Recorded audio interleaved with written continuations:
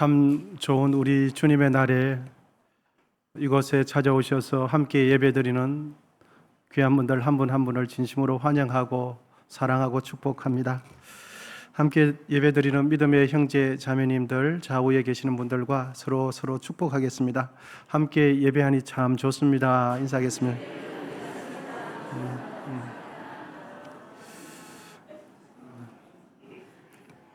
사랑의 영이신 성령께서 이 시간 운행해 주시기를 기원드립니다. 우리는 6월 호국 보훈의 달을 보내고 있습니다.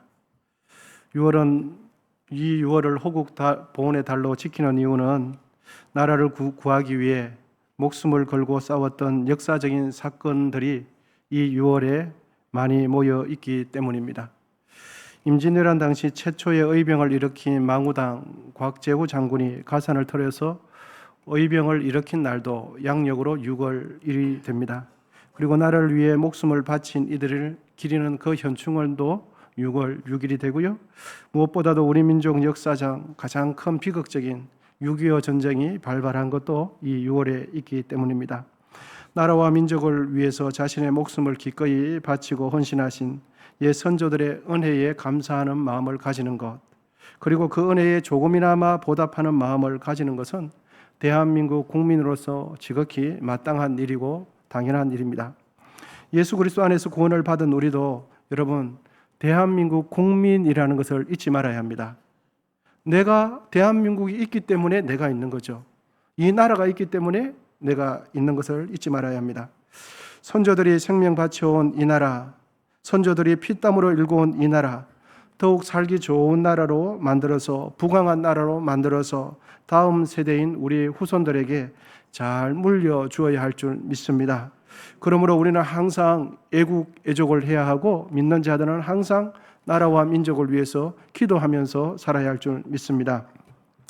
이 시간은 호국 보훈의 달을 맞아서 조금은 딱딱하지만 그리스도인의 국가관이라는 제목으로 하나님의 말씀을 나누며 은혜를 나누고자 합니다.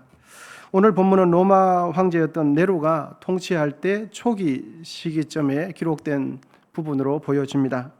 로마 사회에서 황제는 자신이 신의 아들이자 세상의 유일한 주로 숭배되었고 높임을 받았던 사람이 황제였습니다. 바울은 그러한 거대한 세력, 세상 권력 앞에서 로마 황제와 그가 거느리고 있는 국가 권력은 신이 아니라 하나님의 통제하에 있는 하나님의 일꾼에 지나지 않음을 본문은 기록해 주고 있습니다. 본문 4절 상반절입니다. 4절 상반절을 우리 같이 하나님의 말씀을 읽도록 하겠습니다. 시작. 그는 하나님의 사역자가 되어 내게 선을 베푸는 자니라. 아멘. 4절에 보면 하나님의 사역자라는 표현이 있습니다. 이 사역자라는 말은 오늘날 주의 몸된 교회에 하나님을 섬기고 교회를 섬기는 사역자들 지칭할 때 사용하는 그 단어와 동일한 단어입니다. 교회에서 주의 일을 전담하는 교역자를 두고서 사역자다 이렇게 우리는 부르고 있죠. 그런데 오늘 본문 4절은 로마의 황제와 그들의 국가 권력을 하나님의 사역자다 이렇게 표현해 주고 있습니다.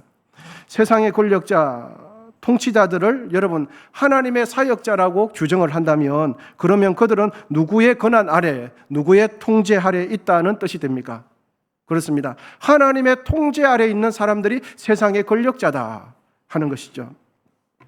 그렇습니다. 이 땅에 있는 모든 권력자들은 하나님의 권한, 하나님의 통제 아래 있는 줄 믿습니다. 그러므로 로마 제국의 네로 황제와 또 그들의 정권은 신이 아니라 그 역시도 하나님의 통제 아래에 있는 한낱 사람일 뿐이다. 가이사라 신 아닙니다. 세상의 통치자 신 아니라 그도 한낱 사람에 지나지 않는다는 것을 가르쳐 주고 있습니다. 그럼 하나님께서는 세상의 권력자들과 그리고 위정자들에게 왜 그러한 권력을 주고 왜 그러한 권세를 주실까 하는 것입니다. 하나님께 부여받은 권세를 통해서 선을 장려하고 악을 벌하여 나라와 사회의 정의와 질서를 세워나가고 유지케 하기 위해서 그 사람들에게 권력과 권세, 권한을 주었다 하는 것입니다. 그런데 만일 여러분 나라의 지도자들이 이러한 기준을 저버리고 만일 선을 악이라고 규정하고 악을 성이라고 부르면서 위법을 합법이라고 재판하면서 하나님의 창조 질서를 거스르는 법을 제정하는 일을 일삼는다면 그 지도자들은 누구에게 심판을 받게 되겠습니까? 그렇습니다. 하나님의 심판을, 공의로운 심판을 받게 될 것입니다. 네로가 로마를 통치할 당시 로마 교회 성도들 중에는 네로 정부에 세금을 낼 필요가 없다고 하며 납세 의무를 거부하는 이들이 적지 않았던 것 같습니다. 납세를 거부했던 이들의 주장은 아마 이랬을 것입니다. 우상을 숭배하는 그 로마 제국, 그리스도인들을 탄압하는 저 악한 정부에 왜 우리가 세금을 내야 하는가? 우리가 내는 그 세금으로 군대를 양성하고 양성한 군대를 통해서 우리를 박해하고 억압하는데 우리가 왜 세금을 내야 하는가? 세금을 내야 할 이유가 없다. 이런 식의 이유를 덜먹이면서 로마 제국의 납세의 의무를 거부했던 것 같습니다. 이 자리에 계시는 성도님들께서는 그 시대에 살고 계셨다면 어떻게 무엇을 선택하시겠습니까? 네로 황제와 로마 정권에 기꺼이 세금을 내시겠습니까? 아니면 신앙의 이름으로 혹은 불의한 권력에 대응한다는 명분으로 납세의 의무를 거부하시겠습니까? 세금을 내시겠습니까? 아니면 세금을 거부하시겠습니까? 참으로 고민되지 않을 수 없는 문제죠. 그러한 상황 속에서 사도 바울은 오늘 본문 7절을 통해서 여러분 단호하게 로마 제국에 세금을 바쳐라 라고 말을 합니다. 그럼에도 불구하고 납세의 의무를 담당하라 라고 말을 합니다. 여러분 7절 상반절인데요, 우리 말씀 같이 한번 읽어보겠습니다. 시작. 모든 자에게 줄 것을 주되.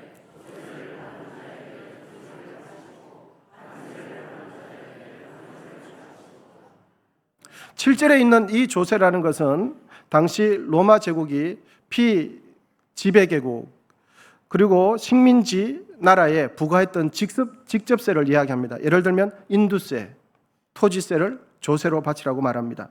현재 이스라엘 나라가 처한 상황이 식민지인데 조세 받을 자에게 조세를 바치라 라는 이 말씀이 여러분 우리의 마음을 힘들게 하지 않습니까?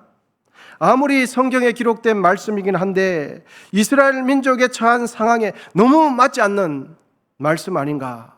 세금을 바치면 우리가 더 박해를 받고 더 억압을 당할 텐데 그럼에도 불구하고 세금을 바치는 것이 옳은가?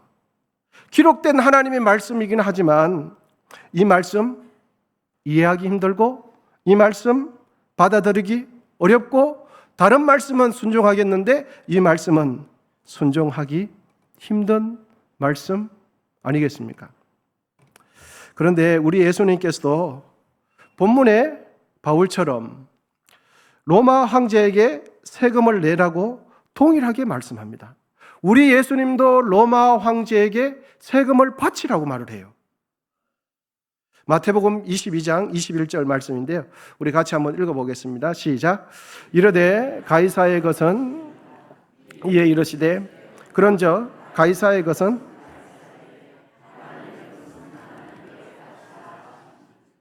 여러분 예수님께서 로마 제국에 세금을 바치라고 말씀하십니까? 아니면 세금을 내지 말라고 말씀하십니까?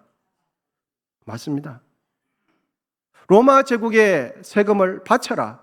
가이사의 것은 가이사에게 바치라 라고 말씀합니다. 네로 황제에게 세금 상납하라 말씀하고 로마 제국이 요구하는 것 들어주라 라고 말씀합니다. 로마 지배 아래에 있던 이스라엘 백성들에게 있어서 세금을 바치는 것은 단순히 돈 문제로 끝나지 않습니다. 민족적 자존심이 걸려있는 문제이기도 하고요, 자신들의 신앙과도 연관될 수 있는 매우 예민한 부분이 조세 문제이죠. 여러분 오늘 이렇게 권면하고 있는 이 바울 사도도 이스라엘 민족 사람 아닙니까? 바울도 이스라엘 민족이고 유대인인데 왜 바울은 이토록 로마 제국에 세금을 바칠 것을 권면할까 하는 것입니다. 사케오처럼 자국민들에게 세금을 걷어서 징수해서 로마에 세금을 바치는 세리도 아니었고 세리장도 아니었어요. 그런데 바울은 자국민에게 피해를 당할 수 있는 이 상황 가운데 왜 세금을 바치라라고 말할까 하는 것입니다. 당시 이스라엘 나라 안에는 로마에 세금을 바치는 이 행위를 두고서 우상 숭배하는 행위다, 민족적 배신자다라고 간주하는 과격 민족주의자들이 세력을 얻고 있었어요. 득세를 하고 있었습니다. 그들은 로마에 대한 납세 운동 거부를 벌였고 자신들의 그런 행위가 마치 하나님께 영광이 되는 행위처럼, 그리고 납세하지 않는 것이 의로운 길을 선택한 거룩한 사람인 것처럼 그렇게 착각하지 하는 이들도 있었습니다. 결국 이러한 과격한 민족주의자들 때문에 주후 66년에 유대 로마 전쟁에 의해서 이스라엘은 파국을 맞았고 예루살렘은 멸망했습니다.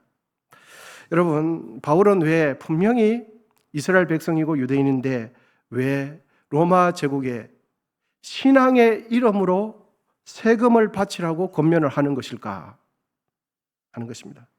왜 그럴까? 그것은 바로 복음 때문이었어요. 만약 로마 교회 성도들이 세금 문제로 로마 제국의 정치적 또 폭력적 반란 운동에 반기를 들다가 반란자들의 주동자들이라고 낙인이 찍히는 순간, 그때부터 로마 사회 안에서는 복음 전파하는 일은 힘들어지고 복음 전파하는 일은 전면 차단이 되기 때문입니다. 그러므로 바울이 로마 교회 그리스도인들에게 세금을 바치라고 한 것, 예수를 믿는 성도들, 교회 공동체 신앙인들이 세금을 바치라고 한 것은 바로 교회는 사회를 파괴하는 불법 집단이 아니라 오히려 도덕적이고 평화적인 공동체임을 증명하고 싶었던 것이죠. 복음 때문에, 복음 전파하는 그 일을 해야 하기 때문에 그 일을 조금이라도 더 잘 감당하기 위해서 불필요한 오해, 불필요한 갈등을 피하고 싶었던 거예요. 복음을 전가하기 위해서 그렇게 한 발 뒤로 물러선 거죠. 사실 여러분, 오늘 권면하고 있는 바울은 이스라엘 백성인 동시에 그는 태어날 때부터 어떤 시민권을 가지고 태어난 자입니까? 그렇습니다. 태어날 때부터 로마의 시민권을 가지고 있는 자가 바울이에요. 사도행전 22장 27절 28절 같이 한번 읽어보겠습니다. 천부장이 와서 바울에게 말하되 내가 로마 시민이냐 내게 말하라 이르되 그래하다. 천부장이 대답하되 나는 돈을 많이 들여서 이 시민권을 얻었노라. 바울이 이르되 나는 나면서 붙으라 하니. 이 천부장과 바울이 대화를 하는데 천부장은 돈을 많이 들여서 로마의 시민권을 샀다고 말을 해요. 그러면서 바울에게 물어봐요. 당신은 시민권을 어떻게 획득했습니까? 라고 말했더니 바울이 나는 태어날 때부터 시민권이 주어졌다 라고 말을 하는 겁니다. 여러분, 이 로마의 시민권을 가지고 있는 이 바울이 왜 이스라엘 백성들을 압박하고 있는 로마 제국에 세금을 바치라라고 말을 할까요? 바울이 자신의 로마의 시민권을 사용한 적이 있었는데 언제, 무엇 때문이냐 하면 바로 복음 때문이었어요. 십자가에 죽은 그 예수가 하나님께서 보내신 유일한 구원자라는 그 복음을 로마 제국에 선포할 때 로마의 시민권을 그때 사용하는 거예요. 그러니까 바울은 로마 제국이 닦아놓은 넓은 도로망, 그리고 자신이 가진 로마의 시민권, 이 모든 것을 통해서 먼 이방까지 십자가에 돌아가신 예수의 복음을 최대한 효과적으로 전하기 위해서 이렇게 말을 하고 있는 거죠. 여러분, 바울의 시선은 이스라엘 민족 해방에만 갇혀져 있지 않고 이 세상 끝으로 여겼던 그 당시 서바나, 스페인까지 가서 복음을 전하는 것이 그의 비전이었어요. 그러니까 사람을 신으로 섬기는 로마 제국에게, 그 사람들에게도 무엇이 필요합니까? 복음이 필요했던 거죠. 이 세상에 있는 모든 사람들에게는 십자가에 죽은 그 예수, 그 피의 복음이 필요했던 겁니다. 그러므로 바울에게 있어서 로마 제국은 복음이 온 세상에 흘러가기 위해서 활용해야 할 중요한 발판이 그 당시 권력을 잡았던 로마였던 거죠. 로마가 닦아놓은 좋은 길, 로마가 가지고 있는 권세, 로마가 가지고 있는 좋은 체계적인 행정 체계를 그걸 통해서 복음을 전하고 싶었던 거죠. 따라서 바울이 로마 제국에 납세하라고 권면한 것은 민족을 배신하거나 세상 권력에 굴복했기 때문이 아니라 세상 역사 전체를 주관하시는 하나님의 주권을 확실하게 믿고 있었던 것이죠. 지금은 네로 황제가 권세를 부르는 것 같지만 그 뒤에 누가 통제하고 계십니까? 하나님이 통제하고 계신 것을 믿었던 거죠. 국가의 조세를 바치고 권력에 순종하는 것은 그 권력 배후에 계신 하나님의 섭리와 하나님께서 세우신 질서를 인정한다는 뜻이게 됩니다. 그러나 여러분, 만일 그러한 국가 권력, 그러한 권력자들이 하나님의 법을 정면으로 대적하고 우상 숭배를 일삼으며 반인륜적인 범죄를 강요한다면 그때 그리스도인들은 세상 권력 앞에 무엇을 선택해야 하는가? 순종하지 않는 것을 선택해야 됩니다. 국가 권력이 반성경적인 정책을 강요할 때 그때 우리 그리스도인들은 무엇을 선택해야 하는가? 세상 권력에 맹종하지 말아야 합니다. 이것이 바로 그리스도인의 국가관이에요. 이 세상에 있는 성도는 하나님 나라의 시민권자인 동시에 이 땅의 법도 준수해야 하는 이중 시민권자인 것을 우리는 기억해야 합니다. 조세를 성실하게 납부하는 것은 세상 속에서 교회가 비난받을 구실을 주지 않는 겁니다. 사회적 책임과 공공의 의무를 성실히 수행하여 세상 속에서 빛과 소금의 역할을 잘 감당해야 될 줄 믿습니다. 그리스도인은 사회의 법을 준수하고 납세의 의무를 다하여서 공공의 질서를 세우는 일에 기여하는 모범적인 시민이 되어야 하는 것이죠. 그런데 여러분, 너무나 안타깝게도 역사 속에서 오늘 본문 구절이 비극적으로 오용되는 실제적인 일이 있었어요. 그것은 바로 독일의 히틀러 정권 때였습니다. 1930년대 히틀러가 정권을 잡았을 때 독일 개신교 내의 주류였던 독일 그리스도인들은 히틀러를 이렇게 바라보았습니다. 독일을 구원하기 위해서 하나님께서 보내신 하나님의 사자다. 히틀러를 그렇게 보았던 것입니다. 그때 대부분 독일 교회는 바로 오늘 본문의 말씀인 로마서 13장 1절을 근거로 해서 히틀러 총독에게 복종하는 것이 곧 하나님께 복종하는 것이라고 독일 교회가 주장을 했어요. 여러분, 오늘 본문 1절 말씀 다 같이 한번 읽어보겠습니다. 시작. 각 사람은 위에 있는 권세들에게 복종하라. 권세는 하나님으로부터 나지 않음이 없나니 모든 권세는 히틀러 총통에게 복종하는 것이 하나님께 복종하는 것이다 라는 논리를 이 성경 구절을 들이댄 거예요. 여러분, 그리스도인의 국가관이 잘못된 이해에서 비롯된 역사의 오점입니다. 독일에만 그런 역사가 있는가? 그렇지 않습니다. 우리나라 역사 속에서도 그리스도인의 국가관이 오용된 적이 있습니다. 일제가 한국 식민화 정책을 펴서 조선 교회에 신사참배를 강요할 때 이에 타협했던 수많은 교단 지도자들은 바로 우리가 읽은 로마서 13장 1절을 전면에 내세웠습니다. 그러면서 당시 친일파 종교 지도자들은 총독부 권력도 하나님께서 세운 권력이다, 이런 논리를 편 거죠. 그러면서도 순박한 그리고 순수한 성도들을 무조건 총독부에 순종하도록 성도들을 미혹하고 배교의 길로 인도했던 것이죠.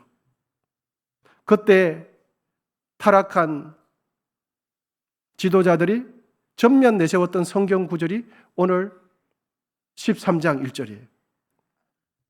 그리스도인의 잘못된 국가관에서 비롯된 한국 기독교 역사의 오점이죠. 여러분, 최근 6월 3일 있었던 지방선거 다 기억하시죠? 지방선거 이후 우리나라 대한민국 사회 전반은 부정선거 의혹 및 투표용지 부실관리 사태 앞에서 당혹감을 넘어서 이번 사태만큼은 그냥 넘어갈 수 없다라는 생각들이 전 국민적으로 공감대를 더욱 형성해 나가고 있는 것이 사실이죠. 선거 당일 전국 140여 개 투표소에서 실제 투표 용지가 유출이 되기도 했고 조기에 소진이 되어서 투표가 일시에 중단되는 지역구들이 있었고 유권자들이 발길을 돌리는 일들이 실제로 있었지 않습니까? 투표 용지 부족뿐만 아니라 일부 지역에서는 상상도 못할 사전 투표 개표 결과가 소수점 하나까지 틀리지 않고 완벽하게 일치하는 기이한 일들이 일어난 것이 우리나라 민주주의의 꽃이라고 하는 그 선거에서 일어난 거죠.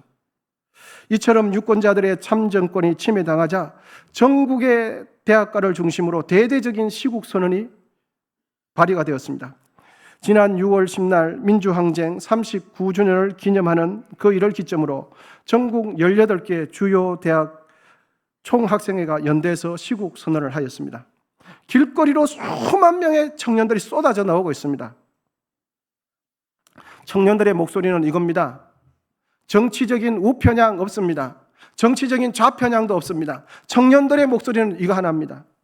헌법이 보장한 주권자의 참정권이 훼손된 지금의 대한민국 민주주의는 심각한 위기이므로 정부와 선관위는 주권자인 국민 앞에 진상을 명명백백하게 밝히는 것. 정치적인 성향이 청년들에게 전혀 없어요. 그저 나라를 걱정하고 이 나라가 잘못되지 않도록 하는 그것밖에 없는 거죠. 여러분, 이러한 대한민국 사회 속에서 살아가는 지금의 우리 그리스도인들은 이러한 사회적, 국가적 상황 앞에서 어떤 생각을 가져야 할까요? 어떤 태도를 가져야 할까요? 그리스도인의 바른 국가관을 가져야 할 줄 믿습니다. 나라를 바라볼 때 나의 정치 성향은 그렇게 중요하지 않아요. 정말로 성경적인 국가관을 가져야 나라를 바로 판단할 수 있는 것이죠.